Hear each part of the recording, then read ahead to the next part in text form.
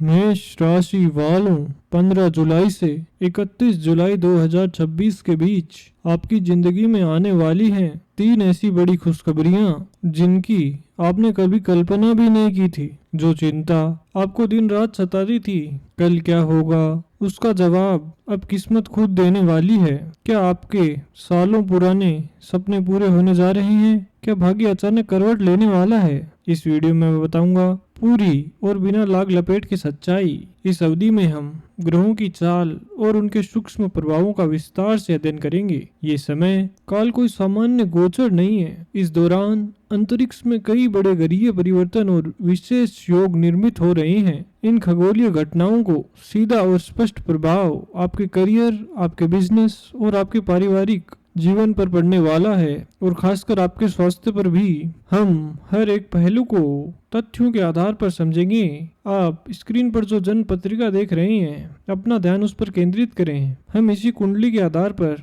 जो विशेष रूप से आपकी चंद्र राशि को दर्शाती है, प्रत्येक ग्रह के प्रभाव का विस्तृत विश्लेषण करेंगे। यदि किसी कारणवश आपको अपनी सटीक चंद्र राशि ज्ञात नहीं है, तो आप इस फलादेश को अपने नाम की राशि के अनुसार भी समझ सकते हैं। दोनों की स्थितियां में ग्रहों का यह प्रभाव आपके जीवन पर लागू होगा। सबसे पहले बात करते हैं आपके राशि स्वामी और लग्नेश मंगल की, जिन्हें नवग्रहों में सेनापति का दर्जा प्राप्त है। मंगल इस समय आपकी कुंडली के द्वितीय भाव में गोचर कर रहे हैं। वैदिक ज्योतिष में द्वितीय भाव को धन, कुटुंब और वाणी का स्थान माना जाता है। मंगल मूल रूप से एक ऊर्जावान और अग्नि तत्व प्रधान ग्रह है। जब ये उग्र ग्रह आपकी वाणी के भाव में विराजमान होता है, तो इसका सीधा असर आपके स्वभाव और आपकी अभिव्यक्ति पर पड़ता है। इस अवधि में आपके भीतर अग्रेशन का स्तर बढ़ सकता है। छोटी मोटी बातों पर तीव्र क्रोध आना स्वाभाविक रहेगा। यह सबसे अधिक ध्यान देने वाली बात यह है कि आप अपनी वाणी पर से नियंत्रण खो सकते हैं। परिवार के सदस्यों और विशेषकर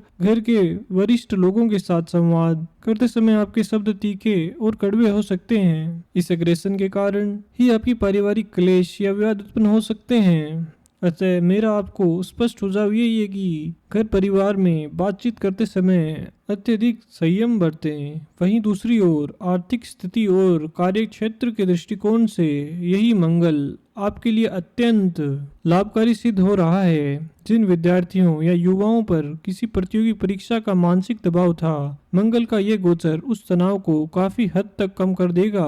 विशेष रूप से जो जातक तकनीकी क्षेत्र, चिकित्सा या सूचना प्रौद्योगिकी से जुड़े हुए हैं, उनके करियर के लिए ये समय नई ऊंचाइयों को स्पर्श करने का है।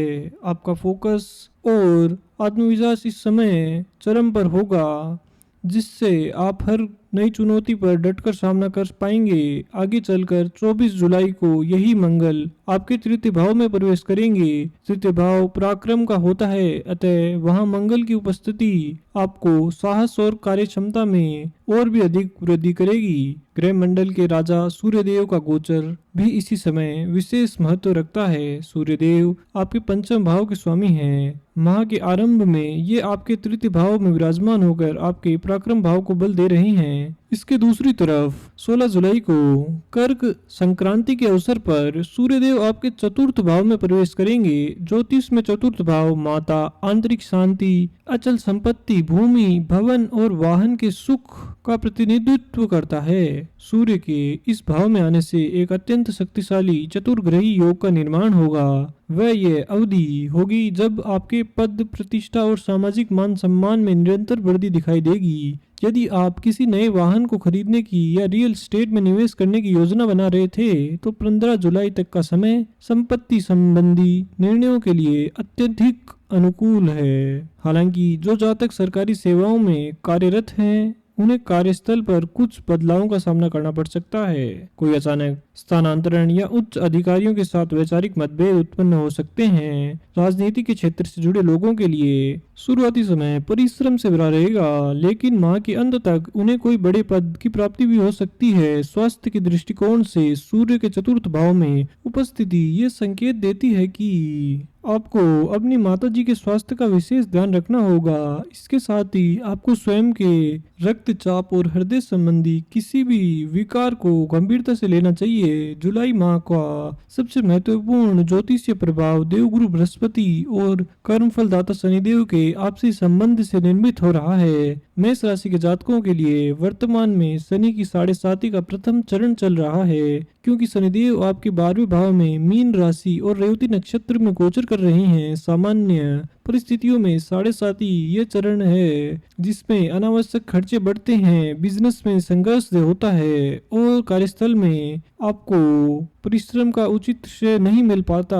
ये स्थिति अक्सर व्यक्ति को मानसिक परेशानी में लाकर रख देती है, परंतु वर्तमान गोचर में एक अत्यंत शुभ और दुर्लभ स्थिति भी बन रही है। देवगुरु बृहस्पति पूरे 12 वर्षों के पश्चात आपके चतुर्थ भाव में अपनी उच्च राशि में विराजमान हैं। जैसे जैसे जुलाई का ये समय आगे बढ़ेगा, गुरु का अंश बल बढ़ेगा और उनका प्रभाव और भी अधिक बढ़ जाएगा। चतुर्थ भाव में बैठकर गुरु अपनी 9वीं और सर्वाधिक पवित्र दृष्टि, जिसे अमृत दृष्टि माना जाता है, सीधे 12वें भाव पर डाल रहे हैं जहां शनिदेव स्थित हैं। इस दृष्टि संबंध का परिणाम ये होगा कि गुरु अपनी शुभता के प्रभाव से शनि के नकारात्मक परिणामों को काफी हद तक नियमित कर लेंगे। 7.5 के कारण उत्पन्न हो रहे कष्ट अब न्यूनतम हो जाएंगे और आपके जो भी कार्य लंबे समय से रुके हुए थे उनको सकारात्मक परिणाम अब धीरे धीरे आपके सामने आने लगेंगे। गुरु का ये उच्च प्रभाव आपके स्वभाव से थोड़ा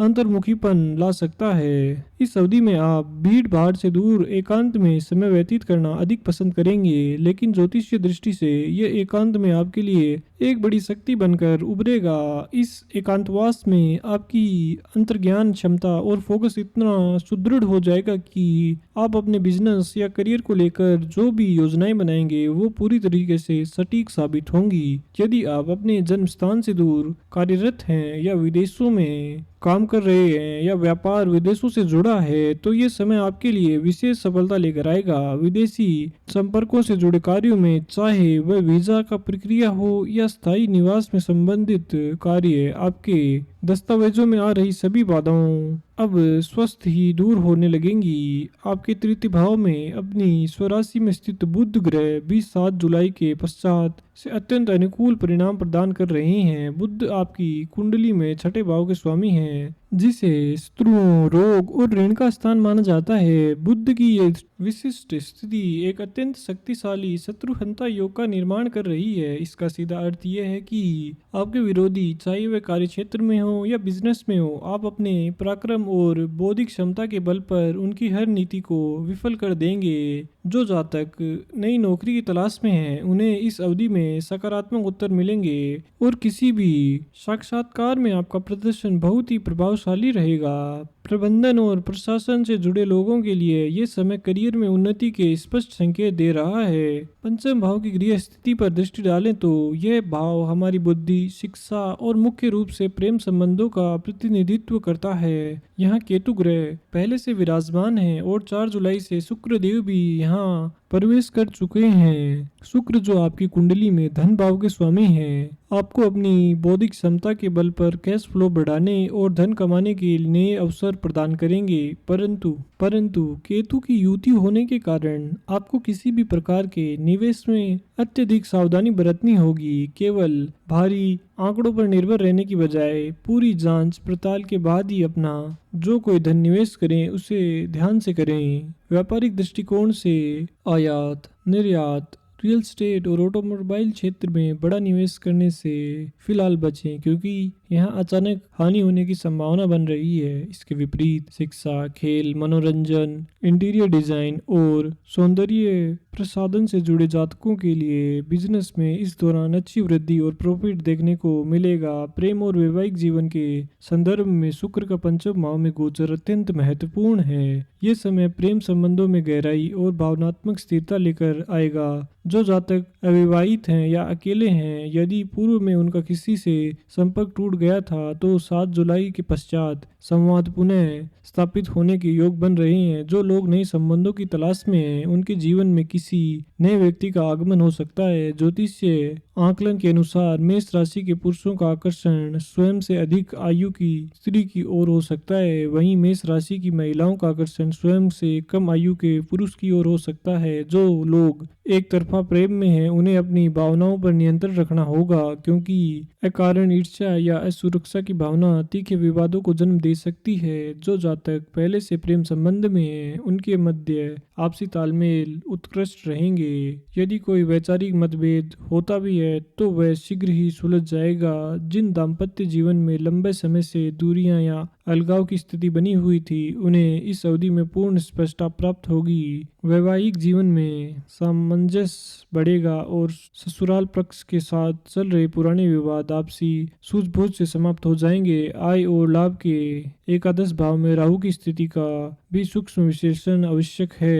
एकादश भाव का राहु आपको अचानक लिक्विड कैश और अप्रत्याशित धन लाभ देने की पूर्ण क्षमता रखता है, परंतु इसे ज्योतिष में राहु की एक परीक्षा के रूप में भी देखा जाता है। आपको शेयर बाजार या किसी भी ऐसे निवेश से बचना है जहां बिना परिश्रम के अत्यधिक लाभ का प्रलोभन हो। यदि आपने लालच में आकर कोई निर्णय ले लिया तो यही राहु उस प्राप्त धन को उसी गति से नष्ट कर सकता है। अतः आर्थिक मामलों में अत्यंत व्यवहारिक बने रहें। इस गोचर काल के मध्य एक अत्यंत महत्वपूर्ण आध्यात्मिक और ज्योतिषीय घटना भी घटित हो रही है। 30 जुलाई से श्रवण मास का पवित्र महीना आरंभ हो रहा है। श्रवण मास का नाम श्रवण नक्षत्र पर आधारित है और इस नक्षत्र के अधिपति चंद्रदेव हैं। चंद्रमा साक्षात भगवान शिव के मस्तक पर शोभाभित हैं। वैदिक ज्योतिष के अनुसार चंद्रमा मानव जीवन में मुख्य रूप से दो तत्वों का प्रतिनिधित्व करते हैं, हमारी भावनाएं और हमारा संचित धन। यदि जन्म कुंडली में चंद्रमा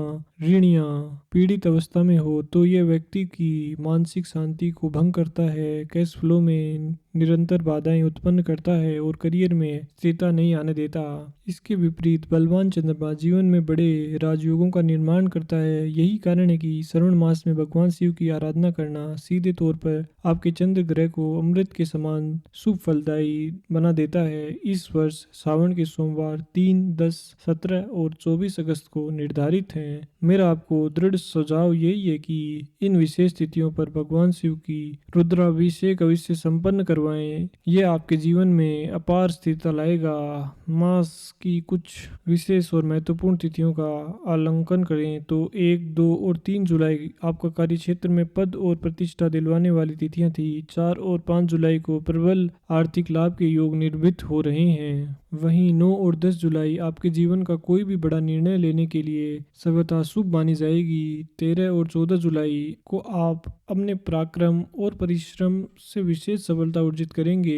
21 से 23 जुलाई का समय किसी भी प्रकार के व्यापारिक लेन देन और नई साझेदारी के लिए सर्वाधिक अनुकूल रहेगा। 26 से 28 जुलाई के मध्य आपका भाग्य पूर्ण रूप से आपके पक्ष में खड़ा रहेगा। इसके विपरीत 6, 7, 8 जुलाई और 15 जुलाई व 16 जुलाई को गोचर की स्थिति कुछ मानसिक तनाव और नकारात्मकता उत्पन्न कर सकती है। अतः मेरा परामर्श है कि इन विशिष्ट तिथियों पर किसी भी नवीन या महत्वपूर्ण कार्य का आरंभ करने से बचें। यहाँ इस बात का ध्यान रखना अत्यंत आवश्यक है कि गोचर के ये सभी प्रभाव इस आधार पर कार्य करते हैं कि आपकी व्यक्तिगत जन्म कुंडली में ये प्रमुख ग्रह किसी भी पाप प्रभाव या पीड़ित अवस्था में ना हो। अक्सर देखने में आता है कि व्यक्ति निरंतर उपाय और कठोर परिश्रम करता है, परंतु जीवन का संघर्ष समाप्त नहीं होता। इसका मुख्य कारण ये होता है कि आपकी मूल कुंडली में राहु का कोई ग्रहण दोष, गुरु चंडाल दोष या पूर्ण काल सर्प दोष जैसी स्थितियां निर्मित हो सकती हैं, जो आपकी प्रगति को बंधित करती है। ऐसे दोष कुंडली में सभी शुभ योगों के प्रभाव को ऋण कर देते हैं। इसलिए यदि आपको ऐसा प्रतीत होता है कि अत्यधिक परिश्रम करने के पश्चात भी परिणाम पूर्णतः नहीं मिल रहे हैं, तो ये एक व्यवहारिक कदम होगा कि आप अपने जन्म कुंडली का सटीक विवरण करवा सकते हैं। व्यक्तिगत प्रतीक का विस्तार से विश्लेषण अवश्य करवाएं। ऐसा करवाने से समस्या का मूल कारण का पता चल सकता है और उसका उचित ज्योतिषीय समाधान भी संभव होता है। इस गोचर काल में नकारात्मक प्रभाव को शांत करने और सकारात्मक योगों को और अधिक बलवान बनाने के लिए मैं आपको 2 अचूक और सिद्ध उपाय बता रहा हूँ। प्रथम उपाय आपके वर्तमान के सबसे बलवान ग्रह को साधने से संबंधित है। है इस अवधि में आपकी गुरु उच्च अवस्था में है, अतः एक सात्विक उपाय के रूप में आपको नियमित रूप से ओम गण गणपते नमः मंत्र का जाप करना चाहिए। पूरे माह रुद्राक्ष की माला से प्रतिदिन कम से कम एक माला अर्थात 108 बार इस मंत्र का जाप अवश्य करें। यह उपाय आपके कार्यों में आ रही सभी बाधाओं को मूल रूप से नष्ट कर देगा। द्वितीय उपाय आपकी राशि के स्वामी मंगल के विशेष दिन मंगलवार से संबंधित है। शनि की 7.5 के प्रतिकूल प्रभावों को पूर्णतः शांत रखने हेतु आपको प्रतिदिन नियमित रूप से हनुमान चालीसा का पाठ करना चाहिए। इसके अतिरिक्त विशेष रूप से प्रत्येक शनिवार या मंगलवार को हनुमान जी के मंदिर में जाकर लाल बूंदी के लड्डू का प्रसाद अवश्य अर्पित करें। साथ ही किसी भी जरूरतमंद व्यक्ति को काले वस्त्र या काले तिल का दान कर सकते हैं। यह अत्यंत साधारण प्रतीत होने वाला दान आपके जीवन पर आने वाले बड़े से बड़े संकट को टालने की क्षमता रखता है। निष्कर्ष के तौर पर देखा जाए तो मेष राशि के जातकों के लिए जुलाई माह का यह कार्यकाल आपके करियर, आपकी अचल संपत्ति और रुके हुए धन के मामले में एक अत्यंत सकारात्मक और बड़ा बदलाव लेकर आ रहे हैं। आपको केवल अपनी वाणी पर पूर्ण नियंत्रण रखना है और किसी भी प्रकार के अहंकार से स्वयं को दूर रखना है। ग्रहों की ये संपूर्ण गोचर स्थिति और उनका फलादेश आपको स्पष्ट रूप से समझ आ गया होगा।